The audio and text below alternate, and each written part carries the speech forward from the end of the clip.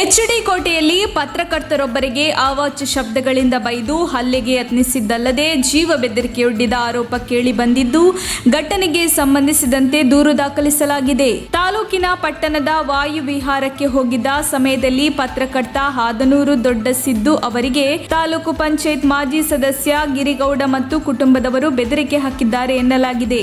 ಘಟನೆಗೆ ಸಂಬಂಧಿಸಿದಂತೆ ಪತ್ರಕರ್ತ ತಾಲೂಕು ಪೊಲೀಸ್ ಠಾಣೆಗೆ ದೂರು ನೀಡಿದ್ದು ಕ್ರಮಕ್ಕೆ ಒತ್ತಾಯಿಸಿದ್ದಾರೆ. ಇನ್ನು ಇದೇ ವಿಚಾರಕ್ಕೆ ಸಂಬಂಧಿಸಿದಂತೆ ತಾಲೂಕು ಕಾರ್ಯನಿರತ ಪತ್ರಕರ್ತರ ಸಂಘದ ಸದಸ್ಯರು ಹುಣಸೂರು ಡಿವೈಎಸ್ಪಿ ರವಿಪ್ರಸಾದ್ ಮತ್ತು ತಹಶೀಲ್ದಾರ್ ರತ್ನಾಂಬಿಕೆ ಅವರನ್ನು ಭೇಟಿ ಮಾಡಿ ಆರೋಪಿಗಳ ವಿರುದ್ಧ ಕಾನೂನು ಕ್ರಮಕ್ಕೆ ಆಗ್ರಹಿಸಿದ್ದು, ಪತ್ರಕರ್ತರಿಗೆ ಸೂಕ್ತ ರಕ್ಷಣೆ ನೀಡಬೇಕೆಂದು ಒತ್ತಾಯಿಸಿದ್ದಾರೆ. ಕಳೆದ ಏಪ್ರಿಲ್ 27ರ ಶುಕ್ರವಾರ ಬೆಳಿಗ್ಗೆ 6:20 ಸಮಯದಲ್ಲಿ ಪತ್ರಕರ್ತ ಹಾದನೂರು ದೊಡ್ಡಸಿದ್ದು ತಮ್ಮ ಪತ್ನಿಯೊಂದಿಗೆ ವಾಯು ವಿಹಾರಕ್ಕೆ ತೆರಳಿದ್ದ ಸಂದರ್ಭ ಹುಣಸೂರು ಬೇಗೂರು ಹೆದ್ದಾರಿಯ ಹೆಬ್ಬಳ ಸಮೀಪದ ರಾಜಗೋಪಾಲ್ ಮನೆ ಹತ್ತಿರ ಎದುರಾದ ಗಿರಿಗೌಡ ಮತ್ತು ಪತ್ನಿ ಪುರಸಭೆ ಸದಸ್ಯೆ ಗೀತಾ ಗಿರಿಗೌಡ ಏಕಾಏಕಿ ಇಲ್ಲಸಲ್ಲದ ಕುಂಕುಮಾತುಗಳಿಂದ ನಿಂದಿಸಿ ಜೀವ ಬೆದರಿಕೆ ಹಾಕಿದ್ದಾರೆ ಎನ್ನಲಾಗಿದೆ. ಈ ಸಂಬಂಧ ದೊಡ್ಡಸಿದ್ದು ಎಚ್ಡಿ ಕೋಟೆಯ ಪೊಲೀಸ್ ಠಾಣೆಯಲ್ಲಿ ದೂರು ನೀಡಿದ್ದು, ಪ್ರಕರಣ ದಾಖಲಿಸಿಕೊಂಡಿರುವ ಎಚ್ಡಿ ಕೋಟೆ ಪೊಲೀಸರು ಗಿರಿಗೌಡ ಮೇಲೆ ತನಿಖೆ ನಡೆಸುತ್ತಿದ್ದಾರೆ. ತಹಶೀಲ್ದಾರ್ಗೆ ಮನವಿ ಸಲ್ಲಿಸುವ ವೇಳೆ ತಾಲೂಕು ಪತ್ರಕರ್ತರ ಸಂಘದ ಅಧ್ಯಕ್ಷ ಸತೀಶ್ ಆರಾಧ್ಯ,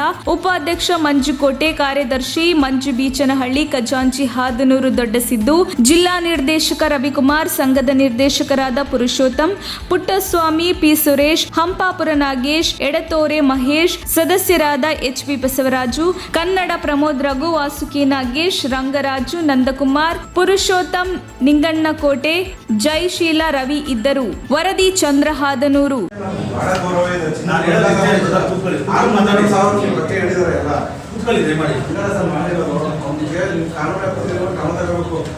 ದೌರ್ಜನ್ಯ ನಿರಂತರವಾಗಿರ್ತದೆ. ಆಮೇಲೆ ಈ ಕಾರಣ ಏನಾಗಿದೆ ಗೊತ್ತಾ, ಜನಸ್ನೇಹಿ ಅಲ್ಲ. ಬಂದಿರೋದು ನಿಮ್ಮ ಮಾತಾಡೋದು ಹೇಳಿರ್ತಾರೆ. ಈಗ ಅದನ್ನೇ ವಾಟ್ಸ್ಆಪ್ ಮಾಡಿರ್ತಾರೆ. ನಮ್ಗೆ ನಾವು ಕಂಪ್ಲೇಂಟ್ ಕೊಡೋದನ್ನ ಅಲ್ಲಿ ನಮ್ಮಲ್ಲ ಅದರಲ್ಲೂ ಇಲ್ಲಿ SP ಡ್ಯೂಟಿ ಮಾಡ್ತಾರಲ್ಲ ಅವರಂತೂ ವಾಟ್ಸ್ಆಪ್ ಮಾಡ್ಬಿಡ್ತಾರೆ, ಫೋಟೋ ಮಾಡ್ಕೊಂಡು. ಆ ಥರದಲ್ಲಿ ಎಲ್ಲ ಪ್ರತಿ ಒಂದು ಅವ್ನ ಪರ ಕೆಲಸ ಮಾಡೋರು 4 ಜನ.